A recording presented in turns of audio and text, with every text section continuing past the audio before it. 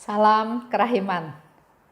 Hari ini kita ketemu lagi tanggal 15 Agustus. Kita akan baca dari 767. Kita mulai ya. Dalam nama Bapa dan Putra dan Roh Kudus. Amin. Tariklah saya ya Tuhan, supaya saya ada di dalam Engkau. Cintai saya, supaya saya bisa mengasihi sesama. Amin. Dalam nama Bapa dan Putra dan Roh Kudus. Amin. Kita baca dulu dari 767. Persekutuanku dengan Tuhan kini murni bersifat rohani. Jiwaku disentuh oleh Allah dan sepenuhnya membenamkan diri di dalamnya, bahkan sampai ke titik sama sekali melupakan diri sendiri. Karena sungguh-sungguh diresapi oleh Allah, jiwa tenggelam di dalam keindahan Allah. Ia sama sekali lebur di dalamnya.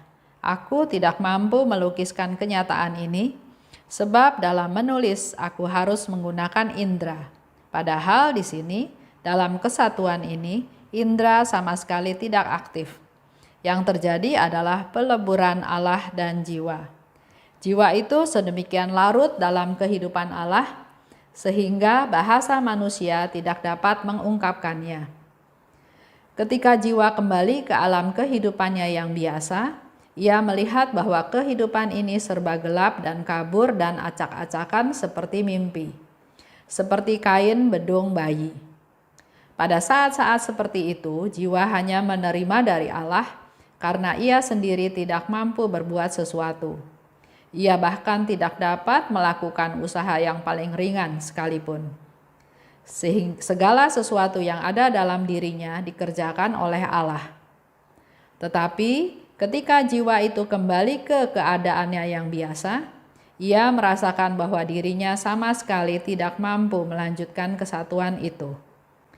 Saat-saat persekutuan ini biasanya sangat singkat, tetapi pengaruhnya bertahan lama. Jiwa tidak akan tahan tinggal lama-lama dalam keadaan itu. Kalau itu terjadi, mau tidak mau ikatannya dengan raga akan terputus selama-lamanya. Meskipun demikian, semuanya ditopang oleh suatu mujizat dari Allah. Allah mengizinkan jiwa itu mengenal secara jelas betapa besar cintanya kepada jiwa. Seolah-olah jiwa itu adalah satu-satunya yang membuat ia begitu bersuka cita. Jiwa itu menyadari hal ini dengan amat jelas dan tanpa suatu selubung. Ia bersatu dengan Allah dengan segenap kekuatannya, tetapi ia merasa seperti seorang bayi. Ia tahu bahwa semua ini ada di luar kekuasaannya. Oleh karena itu, Allah turun kepada jiwa dan menyatukan jiwa itu dengan dirinya dengan cara, di sini aku terpaksa diam karena aku tidak dapat melukiskan apa yang dialami oleh jiwa itu. Itu 767, bicara tentang persekutuan dengan Allah. Ini juga salah satu sharingnya Suster Faustina, apa yang dia alami pada waktu terjadi persekutuan dengan Allah, pada waktu bersatu dengan Allah. Dikatakan di situ, persekutuanku dengan Tuhan kini murni bersifat rohani. Bisa dibandingkan juga dengan pengalaman kita semua ya, pengalaman Bapak Ibu. Persekutuan bersatunya dengan Tuhan itu pengalamannya pasti beda-beda. Tergantung banyak hal ya menurut saya ya. Kalau lihat yang kemarin, ada nggak kerinduan kita mau bersatu dengan Tuhan? Ada nggak usaha-usaha yang kita lakukan? Lanjut. Jiwaku disentuh oleh Allah dan sepenuhnya membenamkan diri di dalamnya, sampai ke titik melupakan diri sendiri. Saya juga belum pernah mengalami hal seperti itu ya. Tapi melalui pembahasan menggali rahmat ini saya punya kerinduan untuk mencoba untuk mengalami persatuan dengan Allah seperti yang Suster Faustina ceritakan dalam buku diary ini ya. Dalam kesatuan ini, indera sama sekali tidak aktif. Yang terjadi adalah peleburan Allah dan jiwa. Jiwa itu sedemikian larut dalam Allah sehingga bahasa manusia tidak dapat mengungkapkannya. Ada ya beberapa orang juga yang ditanya, gimana rasanya mengalami Allah? Ada banyak juga yang nggak bisa bercerita ya, karena memang nggak bisa diceritakan dengan kata-kata. Mungkin sebagai perbandingan buat teman-teman di dalam persekutuan doa ya, yang didoakan dan berbahasa roh dan terus dia mengalami suatu resting, pengalaman dengan Tuhan, dan setelah sadar, setelah itu bisa ditanya lagi, mereka bilang mengalami sukacita yang luar biasa, yang nggak bisa digambarkan. Rasanya damai, rasanya sukacita, rasanya bahagia, rasanya Tuhan sayang, perasaan-perasaan itu yang dirasakan oleh mereka. Jadi susah diungkapkan kalau nggak dialami sendiri ya. Saya juga pernah mengalami 1-2 kali perasaan seperti itu.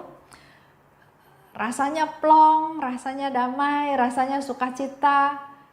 Ada pengalaman-pengalaman seperti itu. Tapi kalau suruh menjelaskan, menggambarkan, ya nggak bisa ditulis dengan kata-kata ya. Hanya bilang ya damai yang seperti apa yang nggak bisa diceritakan. Ketika jiwa kembali ke alam kehidupannya yang biasa. Dan ia melihat bahwa kehidupan ini serba gelap dan kabur dan acak-acakan seperti mimpi. Suster Faustina cerita pada waktu melihat keadaan kembali kepada kehidupan yang biasa, dia melihat kehidupan ini serba gelap, acak-acakan, kabur seperti mimpi. Ya. Pada saat seperti itu, jiwa hanya menerima dari Allah karena ia sendiri tidak dapat berbuat sesuatu. Betul-betul dikuasai Allah, berserah pada Allah, mengandalkan Allah. Jadi jiwa itu nggak bisa melakukan apa-apa. Ia bahkan tidak dapat melakukan usaha yang paling ringan sekalipun. Segala sesuatu yang ada di dalam dirinya dikerjakan oleh Allah. Saat persekutuan ini biasanya sangat singkat, tapi pengaruhnya bertahan lama. Ya, kita kalau menerima urapan pencurahan Roh Kudus, kita merasakan juga sesaat, tapi sukacitanya menggebu-gebu ya, begitu besar sukacitanya. Jadi biasanya sangat singkat pengalamannya, tapi pengaruhnya bisa bertahan lama. Allah mengizinkan jiwa itu mengenal secara jelas betapa besar cintanya kepada jiwa. Seperti selubung dibuka ya, bahwa Allah itu begitu mengasihi kita. Seolah jiwa adalah satu-satunya yang membuat dia bersukacita. Dan jiwa itu menyadari dengan sangat jelas dan tanpa suatu selubung. Ia bersatu dengan Allah dengan segenap kekuatannya, tapi ia merasa seperti seorang bayi. Ia tahu bahwa semua itu di luar kekuasaannya. Jadi Suster Faustina di sini men-sharingkan pada waktu dia bersatu dengan Allah, dia nggak bisa melakukan apapun, hal sekecil apapun. Semuanya dilakukan karena Allah yang bekerja, karena Allah yang berperan dalam kehidupan tersebut. Dan di akhirnya dikatakan di sini, aku terpaksa diam karena aku tidak dapat melukiskan apa yang dialami oleh jiwa itu. Jadi pengalaman bersatu dengan Allah itu memang nggak bisa diceritakan dengan kata-kata ya, nggak bisa dengan tulisan. Pengalaman itu dialami pribadi dengan pribadi, antara pribadi saya dengan Allah. Pengalaman itu pengalaman yang sangat-sangat pribadi. Jadi nggak bisa di-sharingkan. Yang bisa adalah kita mengalaminya.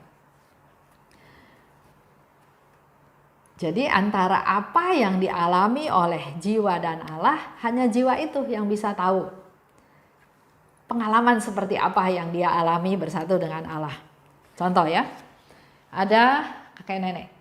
Ada kakek nenek, sudah sama-sama tua, sudah sama-sama pikun, sudah yang satu di kursi roda, yang satu sudah terlentang di ranjang.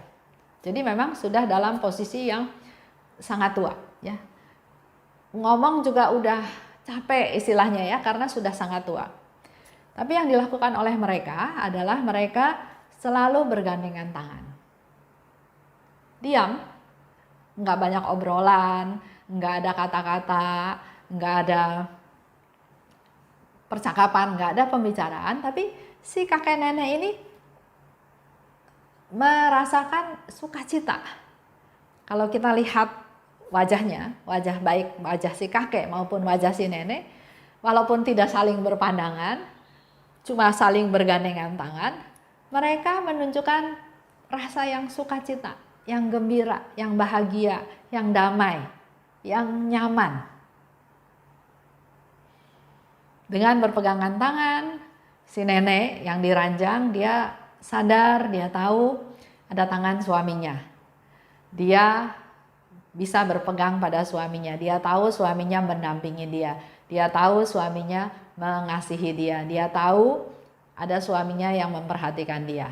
Begitu pula si kakek, si suami. Dengan menggandeng istrinya, dia mengasihi istrinya, dia menemani istrinya. Dia tahu dia juga nggak sendirian di sini. Dia mengingat masa lalunya, perjuangannya, mereka berdua. Jadi dengan bergandengan tangan tanpa kata-kata, mereka berdua sungguh-sungguh merasakan sukacita yang nggak bisa diceritakan. Kalau kita kan barangkali lama pegang, lama-lama nggak ngomong, nggak apa, bosen juga ya. Tapi pengalaman kakek nenek itu dengan perjalanan hidupnya, dengan relasinya, dengan perasaannya, dengan berpegangan tangan, itu sudah menunjukkan keseluruhan relasi mereka berdua. Begitu pula kita dengan Tuhan. Kita mengandalkan Tuhan, kita berdoa pada Tuhan, kita diam di hadapan Tuhan, kita hening di hadapan Tuhan. Kita membuka diri biar Tuhan yang jamah, biar Tuhan masuk ke dalam diri kita, semuanya diserahkan pada Tuhan, maka kita juga akan bisa mengalami perasaan tersebut. Tanpa kata-kata, kita diam, kita hening di dalam Tuhan, dan Tuhan yang akan memberikan aliran-aliran rahmat, sukacita yang membuat kita menjadi bisa merasakan, ya saya disayang Tuhan. Tuhan memperhatikan saya, Tuhan ada untuk saya, Tuhan pelihara saya, dan seterusnya dan seterusnya. Itu sedikit cerita yang dialami oleh si kakek nenek. Ada kebersamaan, ada persatuan tanpa kita harus berbicara ya, bercerita. Nah, mari menjadi tugas kita adalah kita perlu sedia waktu untuk bersatu dengan Tuhan. Seperti kemarin saya ceritakan, kita harus punya kerinduan dan punya keinginan untuk melaksanakan. Ada stepnya yang harus kita lakukan ya. Yang kedua, selain keinginan untuk bersatu dengan Tuhan, kita juga punya kerinduan untuk berdialog dengan Tuhan, untuk ngobrol dengan Tuhan, untuk bercerita kepada Tuhan apa yang kita alami. Dan yang ketiga, kita perlu hening, perlu diam di dalam Tuhan. Mari kita praktekkan ya dalam masa COVID ini. Kebetulan nggak terlalu banyak pekerjaan, nggak terlalu banyak yang harus dilakukan, nggak terlalu banyak aktivitas di luar. Mari kita pakai waktu kita untuk lebih dekat dengan Tuhan, supaya bisa bersatu dengan Tuhan. Baik, kita tutup ya dalam doa penutup. Dalam nama Bapa dan Putra dan Roh Kudus, amin. Allah yang maha baik dan maha kuasa, berulang-ulang kali kami tahu Tuhan, Engkau ingin menyatukan diri dengan kami. Kami manusia berdosa, manusia yang tidak layak, tapi kasih-Mu, belas kasih-Mu, rahmat-Mu, pengampunan-Mu lebih besar daripada apa yang sudah kami lakukan. Oleh sebab itu Tuhan, limpahkanlah kami kerinduan untuk ingin bersatu dengan Engkau.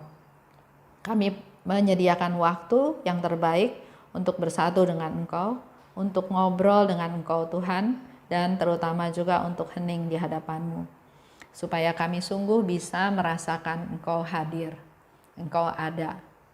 kami sungguh bisa merasakan kasih-Mu yang Engkau limpahkan kepada kami dalam hidup kami sehari-hari seperti yang kami alami. Terima kasih Tuhan atas semua rahmat yang Engkau berikan. Kemuliaan kepada Bapa dan Putra dan Roh Kudus seperti pada permulaan, sekarang, selalu, dan sepanjang segala abad. Amin. Dalam nama Bapa dan Putra dan Roh Kudus. Amin. Salam kerahiman.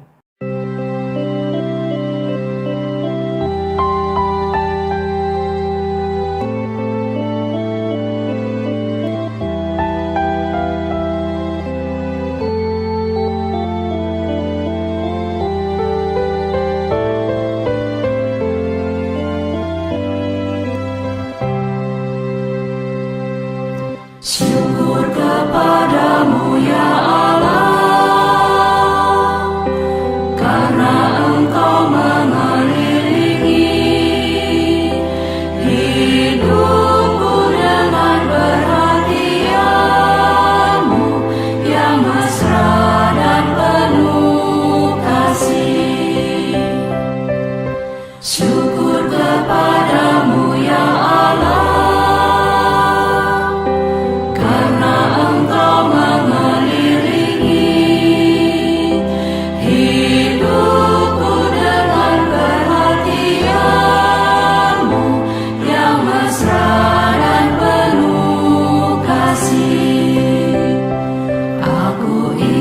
agar seluruh hidupku selalu menjadi ucapan syukur. Ya Allahku, kepadamu ku serahkan seluruh jiwa dan ragaku ini.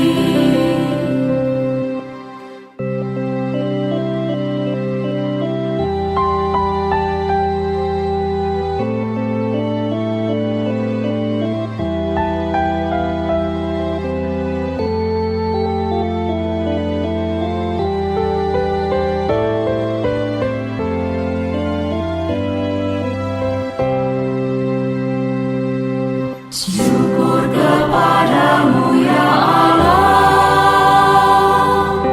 karena Engkau mengelilingi hidupku dengan perhatian-Mu yang mesra dan penuh kasih. Syukur kepadamu ya Allah,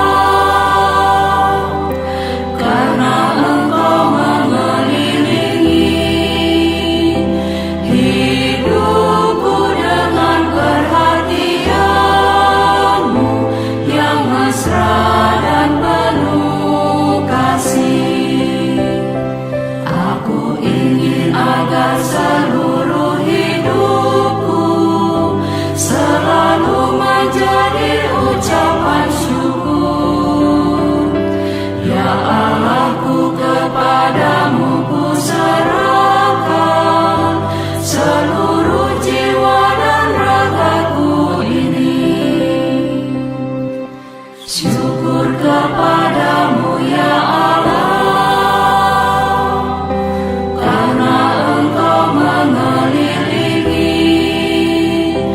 hidupku dengan perhatian-Mu yang mesra.